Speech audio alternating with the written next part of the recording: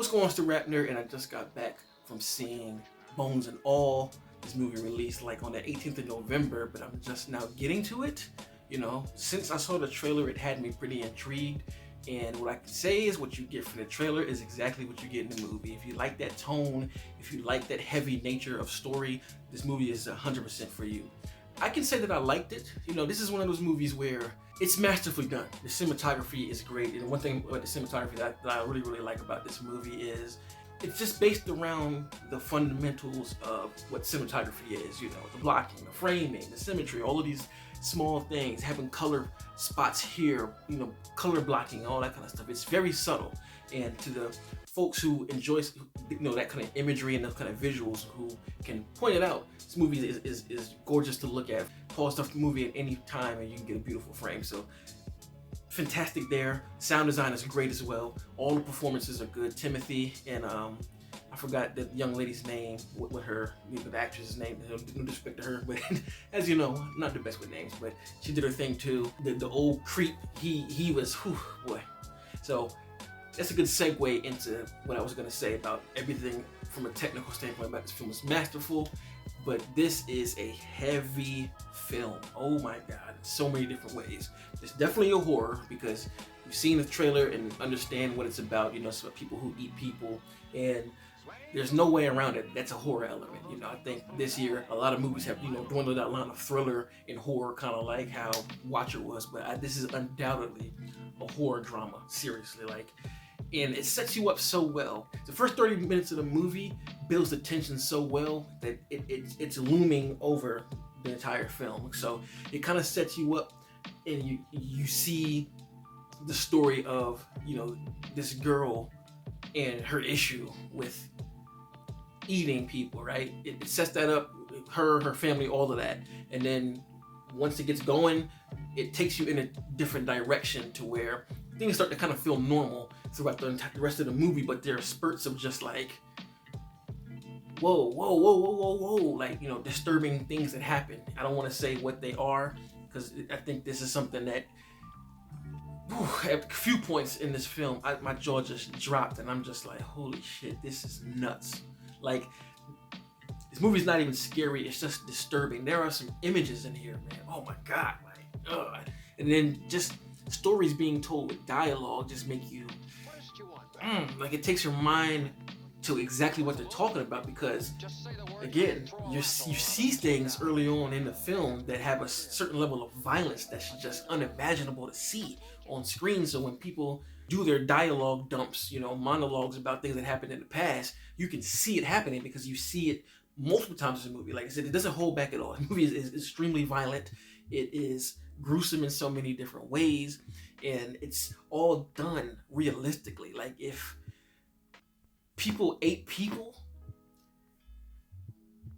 this is probably how it would look. And it's just unsettling. Oh man, this is like the first time that it really hits hard is that little thing in the trailer that you see. And if you haven't seen the trailer, I'm not going to say what it is, but when she goes over to these girls' house for a sleepover, that scene hits even more because there's like backstory that leads up to that at the beginning. Like, you know, before you get to that, there's some backstory there, and it just makes it more disturbing. So that's the first note. The next worst disturbing scene is when Shorty is in the house with this guy, and she comes downstairs from just waking up, and there's this image that's just seared in my head, and I'm just like imagining if you were to walk downstairs or walk into a living room and see that, like, oh my God. And then once you get to, like, you know, Timothy's character, it takes this different route of love story / road trip story, and you're in these moments of like just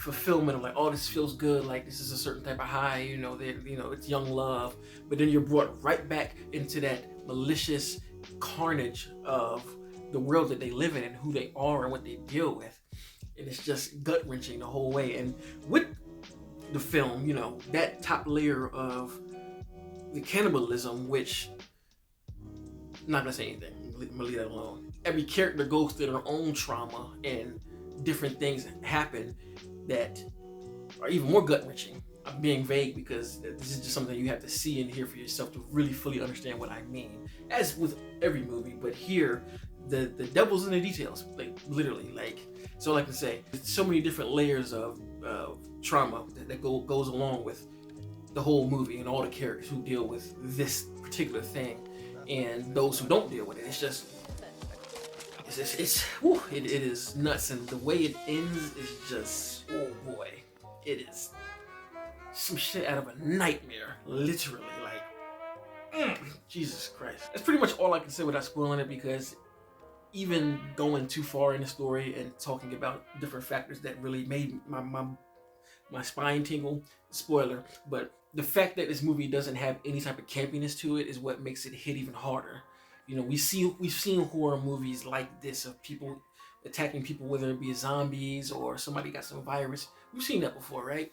But here it's just different because it's so realistic, and oh boy, and the routes that they take, just disturbing as hell, honestly. Like, if I could give an example, right, I would say it's disturbing like Hereditary, but just take out all of like the Satanism stuff and just make it seem like real people just are fucked up. Like, this is like that.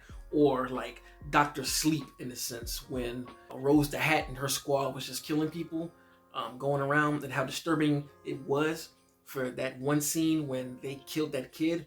It's like that, literally. Like, no line. It is like that throughout the entire movie, and it does not let up at all, man. So there's about 2 jump scares in the film too that really fucking woo, they got me. I was like, bones and all. It's a great movie. I don't know if I would watch it again because of just how disturbing it is. Maybe when I think about it and sit on it more, I might would watch it again. I don't know. But right now, like I said, I can definitely say it's great, but it was a heavy time at the cinema, and I don't know if I enjoyed putting my mind through that type of trauma. But all in all, if you are interested, go see it, because it is a fantastic film.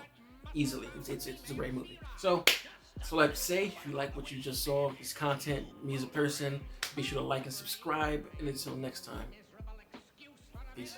RapNerd Productions, no capping, that's word to mommy.